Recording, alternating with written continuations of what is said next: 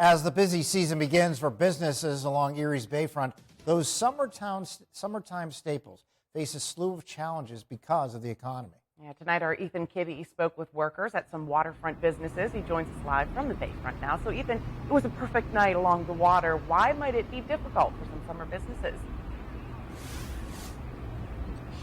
Mike and Emily, good evening. It is a gorgeous evening down here along the water, and if you saw people out at businesses, you'd say, no worries, life is good. But for businesses, it's really basic economics. Food costs are up, fuel costs are up, staff costs are up. And when the costs of everything rise, business owners face a difficult decision. How do you make enough money to still turn a profit without raising rates so much that you price customers right out of coming? As seasonal businesses along Erie's bayfront get ready for another summer of business, they face a vastly different economy than they did just 1 year ago. Just the other day, we got the first bill for gas, and it was a bit of an eye-opener. Isabella Stefanelli manages Hidden Harbor Water Rentals, and she says everything costs more this year, from staff wages to fuel for boats to food and drinks on catered cruises. Our food costs have skyrocketed. Everything has, gas. That's one of the biggest things that we have for the company, at least, PI Boat Tours. But it's going to be a challenge, but we'll make it work. Despite soaring inflation, Hidden Harbor is doing what it can to keep prices down, and it's not raising its rental fees.